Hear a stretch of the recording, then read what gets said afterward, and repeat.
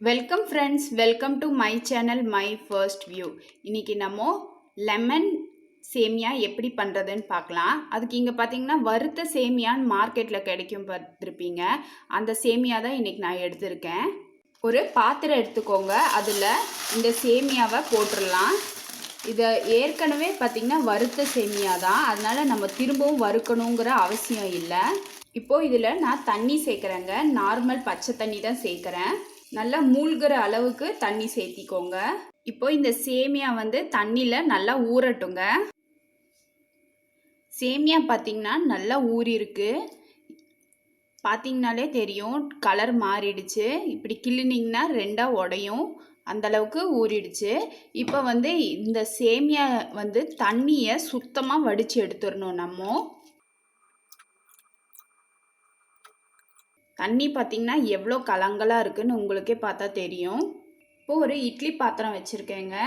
இட்லி துணி வச்சு அது மேலே நம்ம வடித்த இந்த சேமியாவை போட்டுடலாம். போட்டு மூடி வச்சு ஆவியில் வேக வைக்கலாங்க. இந்த இட்லி துணி என்னடா அழுக்காக இருக்குதுன்னு நினைக்காதீங்க. இது அழுக்கு இல்லை, இது இட்லி அவிக்கிறதுக்குன்னே மல்லு துணின்னு விற்பாங்க. நான் அதை வாங்கி கட் பண்ணி ஓவரலாக கடிச்சிருக்கேன். இப்போல்லாம் பார்த்தீங்கன்னா பிளாஸ்டிக் கப்பில், பிளாஸ்டிக் பேப்பர்லலாம் அவிக்கிறாங்க. அதெல்லாம் ஹெல்த்தி இல்லை.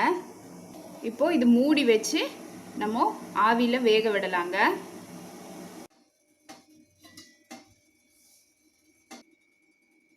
சேமியா பார்த்திங்கன்னா நல்லா குக்காயிருக்கு. பார்த்திங்கன்னா துணியில் ஒட்டவே இல்லை.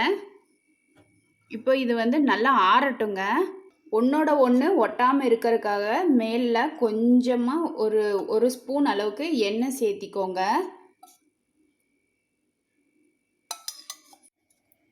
இப்போது இதுக்கு தேவையான அளவு உப்பு சேர்த்திக்கோங்க. கொஞ்சமாக சேர்த்திக்கோங்க. அதுக்கப்புறம் தாளிக்கும் போது பார்த்து கூட சேர்த்திக்கலாம். நம்ம எண்ணெய் சேர்த்ததுனால பார்த்திங்கன்னா எவ்வளோ உதிரியாக இருக்குது. நல்லா கலந்து விட்டுக்கோங்க.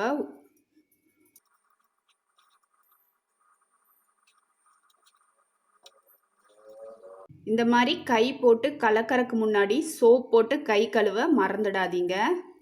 ஒரு கடாய் வச்சுக்கோங்க. கடாய் ஹீட் ஆனதும் அதில் எண்ணெய் சேர்த்திக்கோங்க. நம்ம ஏற்கனவே எண்ணெய் போட்டு சேமியாவை கலந்துருக்கோம், அதனால் கம்மியாகவே எண்ணெய் சேர்த்திக்கோங்க. எண்ணெய் காஞ்சதும் கடுகு பொரிஞ்சதும் சீரகம், கூடவே உளுத்தம் பருப்பும் கடலைப்பருப்பும் சேர்த்திக்கோங்க. ஃப்ளேம் பார்த்திங்கன்னா ஸ்லோவாக வச்சுக்கோங்க, ஏன்னா டக்குன்னு கரிஞ்சிடும் உளுந்துலாம், அதனால் ஸ்லோவாக வச்சுக்கோங்க. இப்போது முந்திரி பருப்பு சேர்க்குறேன். முந்திரி பருப்பு ஆப்ஷனல் தாங்க, உங்களுக்கு விருப்பப்பட்டிங்கன்னா சேர்த்துக்கோங்க, இல்லைன்னா வேணாம். வரமிளகாய் 2 சேர்த்து பொன்னிறமாக வறுத்துக்கலாம். இதுலேயே நம்ம வேர்க்கடலை வேணும்னாலும் சேர்த்திக்கலாங்க. இப்போ கருவேப்பிலை சேர்க்குறேன். இப்போ 2 பச்சை மிளகாய் நீல வாக்கில் கட் பண்ணது 2. காரம் பார்த்திங்கன்னா உங்கள் மிளகாத்தோட காரத்தை பொறுத்து கூட குறைய சேர்த்திக்கோங்க. மஞ்சள் தூள் சேர்த்திக்கோங்க. இப்போ நம்ம உப்பு போட்டு கலந்த அந்த சேமியாவை கலந்துடலாங்க.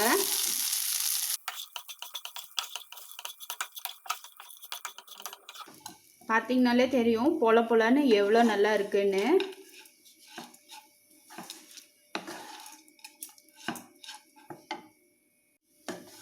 இப்போது ஃப்ளேமை ஆஃப் பண்ணிடலாங்க. ஃப்ளேமை ஆஃப் பண்ணிட்டு தான் நம்ம எலும்பிச்சப்பழ சாறை ஊற்றணும். இப்போது எலும்பிச்சப்பழ ஜூஸை சேர்த்துடுறேன். கூடவே கொத்தமல்லி தலையும் தூவிடுறேங்க. நல்லா கலந்து விட்டுடலாம். நம்ம ஏன் ஃப்ளேமை ஆஃப் பண்ணிவிட்டு எலும்பிச்சப்பழ ஜூஸை சேர்த்தோன்னா, எலும்பிச்சப்பழம் ஹீட் ஆச்சுன்னா காரல் அடிக்கிற மாதிரி ஆகிடும். அதனால தான் ஆஃப் பண்ணிவிட்டு நம்ம எலுமிச்சப்பழம் சேர்த்திருக்கோம். அவ்வளோதாங்க, சூப்பரான டேஸ்டியான லெமன் வெர்மிசெல்லி தயாராகிடுச்சு. எலும்பிச்சப்பழம் சேமியா தயாராகிடுச்சுங்க. சேமியாவை ஏன் வந்து நம்ம தண்ணியில் வேக வச்சு வடித்து எடுக்கலைன்னு பார்த்தீங்கன்னா, அது மாதிரி செய்தோன்னா குழஞ்சி போயிடும். நமக்கு வந்து பதம் கரெக்டாக வராது. அதனால தான் நம்ம அது மாதிரி செய்யாமல் இது மாதிரி ஆவியில் வேக வச்சு செய்திருக்கோம். இது மாதிரி ஒரு தடவை ட்ரை பண்ணி பாருங்கள், உங்களுக்கு ரொம்ப பிடிக்கும். உதிரி உதிரியாகவும் பாருங்கள், பயப்பட தேவையே இல்லை. பிகினர்ஸ் கூட பயப்பட தேவையில்லை. நல்ல உதிரி உதிரியாக வரும். உங்களுக்கு இந்த லெமன் வெர்மிசெல்லி எலும்பிச்சை பழ சேமியா பிடிச்சிருந்தா லைக் பண்ணுங்கள், ஷேர் பண்ணுங்கள். மறக்காமல் மை ஃபர்ஸ்ட் வியூவை சப்ஸ்கிரைப் பண்ணுங்கள். பெல் ஐக்கானை கிளிக் பண்ண மறந்துடாதீங்க. தேங்க்யூ.